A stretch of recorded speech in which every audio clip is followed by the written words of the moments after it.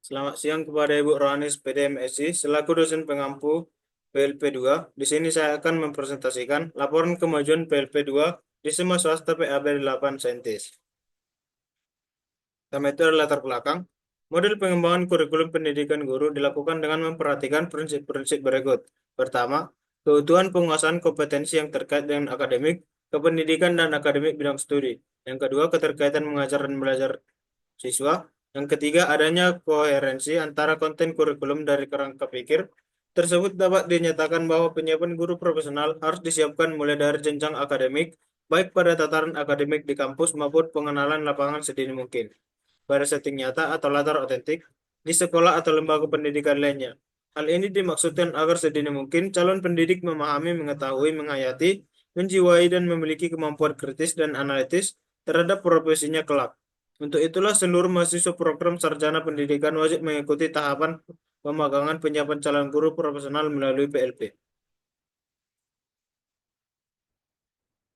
Kemudian ada tujuan PLP yang pertama itu menelaah kurikulum dan perangkat pembelajaran yang digunakan guru pamong. Yang kedua menelaah strategi pembelajaran yang digunakan guru pamong. Yang ketiga menelaah sistem evaluasi yang digunakan guru pamong. Yang keempat bimbingan dan dengan guru pamong dalam mengembangkan modul, media pembelajaran, bahan ajar, dan perangkat evaluasi. Yang kelima, menelaah pemanfaatan teknologi, informasi, dan komunikasi dalam pembelajaran. Kemudian yang terakhir, melaksanakan tugas-tugas pendampingan peserta didik dan kegiatan ekstrakurikuler di bawah bimbingan guru paman.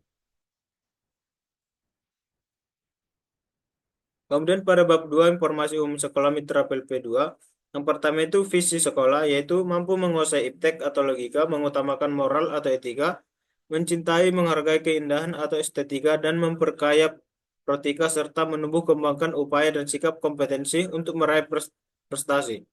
Unggul dalam kreativitas, unggul dalam kesenian, unggul dalam olahraga, unggul dalam kreativitas keagamaan. Kemudian misi sekolah yaitu menumbuhkan moral dan budi pekerti sehingga mampu menjauhkan diri dari perbuatan sikap tercela, meningkatkan rasa percaya diri, penguasaan materi pelajaran, rasa bangga pada alma mater, serta menampilkan proma setiap komponen. Membangkitkan rasa ingin maju dan bersaing diri siswa yang mengoptimalkan daya nalar untuk meraih yang lebih tinggi, mempertahankan sikap menghormati, harga menghargai atau etika antar setiap unsur agar tercapai keharmonisan kerja, menampilkan semangat daya kerja atau belajar yang tinggi, atau etos sebagai perwujudan kesejajaran pengetahuan yang dimiliki dengan keterampilan kerja atau belajar untuk memupuk pengalaman yang dituangkan dalam kehidupan masyarakat. Kemudian selanjutnya, sini ada organisasi sekolah, yaitu struktur organisasi SMA swasta PAB 8 Cetis, yaitu di mana Dr. Randus Ardiwarto, SMM, sebagai Ketua Perguruan PAB, kemudian Muhammad Asian SPD sebagai Komite Satuan Pendidikan, Muhammad Wardianto SPD sebagai Kepala Satuan Pendidikan, Suharyani SPD sebagai Bendahara, Ria Yuliani SSI sebagai Kepala Tata Usaha, Dodi Eskom sebagai Operator Satuan Pendidikan, Sri Susanti SPD sebagai Wakil Kepala Sekolah Bidang Kurikulum, Saiful Amsani SPD sebagai Wakil Kepala Sekolah Bidang Sarjana dan Prasarana, Ari Anggara SPD MPD Bidang Kesiswaan, Ayunda Dewi SPDGR Wakil Kepala Sekolah Bidang Humas. Dan kemudian ada guru-guru lain sebagai wali kelas. Kemudian data kepala sekolah dan wakil kepala sekolah. Yang pertama itu kepala sekolah, yaitu Muhammad Wardianto SPD jenis kelamin laki-laki dengan pendidikan akhir S1. Kemudian wakil kepala sekolah bidang akademik atau kurikulum, Sri Susanti SPD jenis kelamin perempuan, yaitu pendidikan akhirnya S1. Kemudian wakil kepala sekolah bidang kesiswaan, Ari Anggara SPD MPD, jenis kelamin laki-laki, pendidikan akhir S2. Kemudian wakil kepala sekolah bidang sarana dan prasarana, Saiful Amsani, jenis kelamin laki-laki, yaitu pendidikan akhirnya S1. Dan yang terakhir wakil kepala sekolah bidang humas, Ainda Dewi SPDJR, jenis kelamin perempuan dengan pendidikan akhir S1.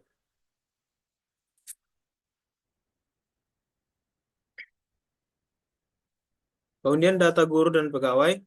Menurut Undang-Undang Nomor 14 Tahun 2005 tentang guru dan dosen disebutkan bahwa guru adalah pendidik profesional dengan tugas utama mendidik, mengajar, membimbing, mengarahkan, melatih, menilai, dan mengevaluasi peserta didik pada pendidikan anak usia dini di jalur pendidikan formal, pendidikan dasar, dan pendidikan menengah. Maka dari itu kehadiran seorang guru dalam satu sekolah sangatlah penting. Begitu juga dengan sekolah SMA swasta PAB 8 Saintis ini. Adapun jumlah guru di SMA swasta PAB 8 Saintis ini ialah berjumlah 39 orang.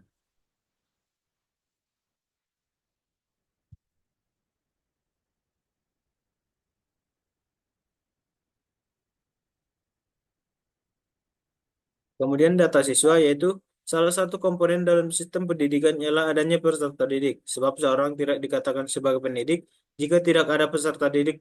Kelancaran aktivitas sekolah juga didukung dengan adanya peserta didik.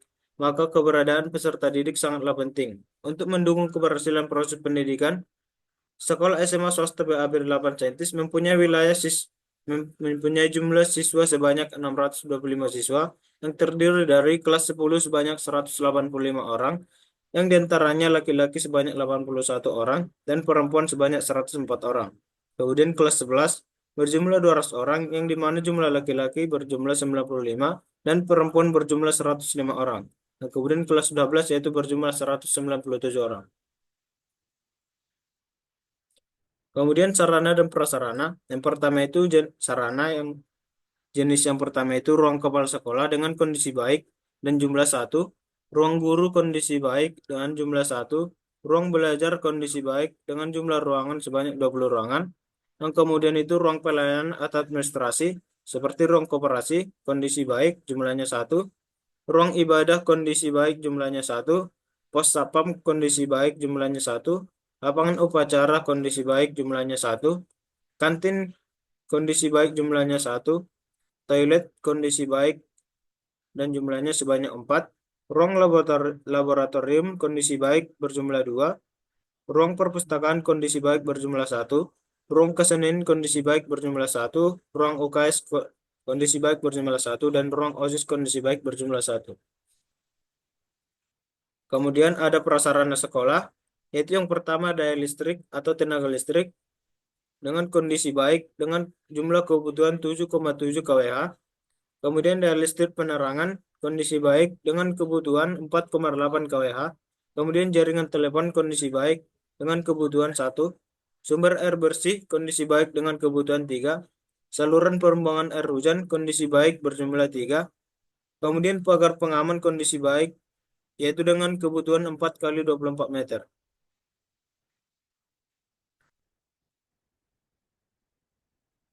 Kemudian ada prestasi sekolah dan kegiatan pendukung. Yang pertama itu ada Olimpiade Geosper Unimed tahun 2022 mendapat peringkat 4. Man 1 Serdang Bedagai edukasi terbaik 8 Sumut. Futsal juara 3 Kota Medan. Dolok juara umum 4. Kipas Season 9 juara umum 3 divisi mula. Dan marching band terpilih 4 menjadi atlet kabupaten. Kemudian kegiatan pendukungnya, dalam kegiatan ekstrakurikuler juga sering mendapatkan penghargaan dan prestasi sekolah dalam beberapa kegiatan dan perlombaan, terutama kegiatan ekstrakurikuler pramuka yang diungkapkan dalam hasil wawancara terhadap guru bidang siswaan.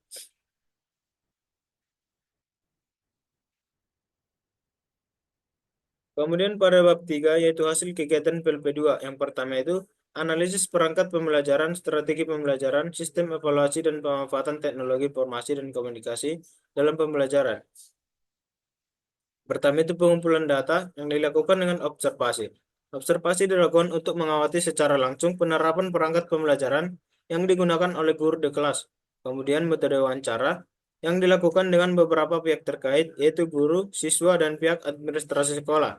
Kemudian dokumentasi yang digunakan untuk mengumpulkan data dari berbagai sumber tertulis yang terkait dengan perangkat pembelajaran, seperti silabus, modul, RPP atau rencana pelaksanaan pembelajaran, dan materi ajar yang digunakan.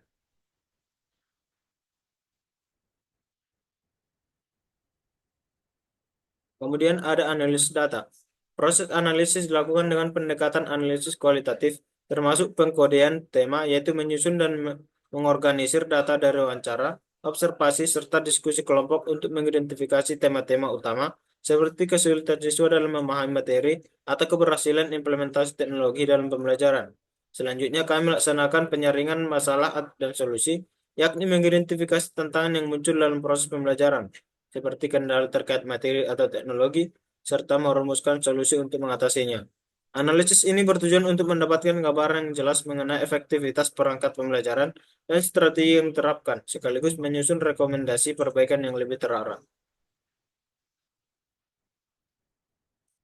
Kemudian ada literatur review. Fakta yang terjadi proses pembelajaran dewasa ini masih menggunakan pembelajaran konvensional yang berpusat pada guru atau teacher center, tanpa memberikan akses kepada siswa untuk mengembangkan pola pikir secara mandiri. Hal ini tentu tidak sejalan dengan tujuan pendidikan di Indonesia yang mengembangkan potensi peserta didik untuk menjadi manusia yang cakap, kreatif, mandiri, serta bertanggung jawab. Guru seharusnya bertindak sebagai fasilitator dan siswa yang berperan aktif di kelas. Hal ini sejalan dengan pendapat Mulongo tahun 2013 yang menyatakan peran guru adalah untuk memfasilitasi dan membimbing siswa dalam arah yang akan memungkinkan mereka untuk menemukan materi.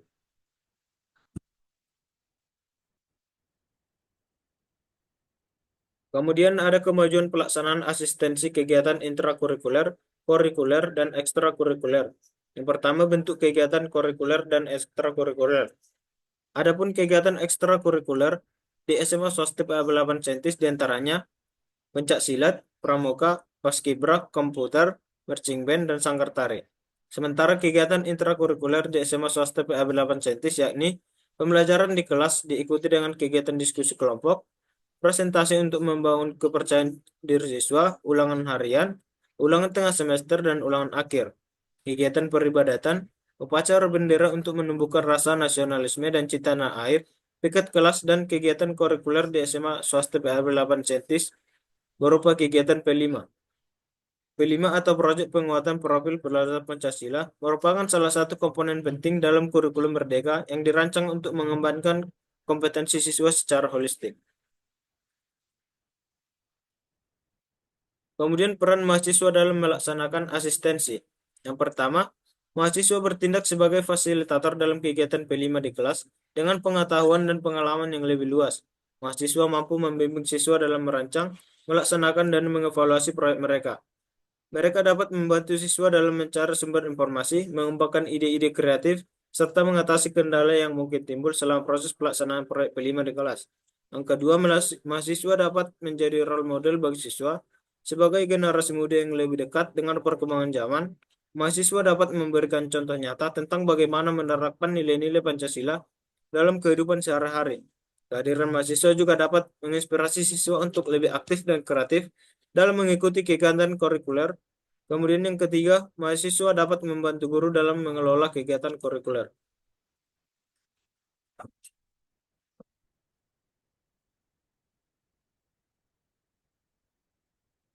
Kemudian hasil yang dicapai, melalui pengalaman ini, mahasiswa dapat mengembangkan berbagai kompetensi yang relevan dengan dunia kerja, seperti kemampuan komunikasi, kepemimpinan, dan kerja sama tim. Kemudian manfaatnya bagi mahasiswa yang pertama, peningkatan keterampilan sosial, yaitu mahasiswa asistensi tidak hanya mengembangkan kemampuan akademik, tetapi juga keterampilan sosial seperti komunikasi, empati, dan kerja sama tim. Yang kedua, perluasan jaringan, yaitu melalui kegiatan asistensi, mahasiswa dapat memperluas jaringan mereka dengan guru, siswa, dan sesama mahasiswa. Jaringan ini dapat menjadi modal sosial yang berharga di masa depan. Kemudian peningkatan rasa percaya diri, yaitu menjadi asisten memberikan kesempatan bagi mahasiswa untuk membuktikan kemampuan diri dan mengatasi tantangan. Kemudian kendala yang dialami, selama proses asistensi ditemukan beberapa kendala yang bersumber dari tingkah laku siswa yang dapat menghambat kelancaran setiap ekstrakurikuler. Salah satu kendala utama adalah kurangnya motivasi dan minat yang konsisten. Meskipun pada awalnya banyak siswa yang antusias mengikuti kegiatan, namun seiring berjalannya waktu, minat mereka cenderung menurun. Hal ini dapat disebabkan oleh berbagai faktor seperti pengaruh teman sebaya atau kurangnya variasi dalam kegiatan yang ditawarkan. Disiplin yang kurang juga menjadi masalah yang sering dihadapi. Beberapa siswa cenderung kurang disiplin dalam mengikuti kegiatan, seperti ketika pelaksanaan kurikuler P5, siswa cenderung berbincang-bincang dengan teman dan tidak ikut dalam pengerjaan proyek kelompoknya, tidak membawa peralatan yang dibutuhkan, atau bahkan tidak hadir tanpa alasan yang jelas. Kemudian solusi atau kendala yang dialami, Yaitu yang pertama membangun koneksi yang relevan, pembelajaran yang menyenangkan dan interaktif, fokus pada proses bukan hanya hasil, membangun komunitas belajar yang positif, menghargai usaha dan prestasi, mengatasi masalah disiplin, evaluasi yang berkala. Sekian presentasi laporan kemajuan PLP2 yang dapat saya presentasikan. Saya ucapkan terima kasih.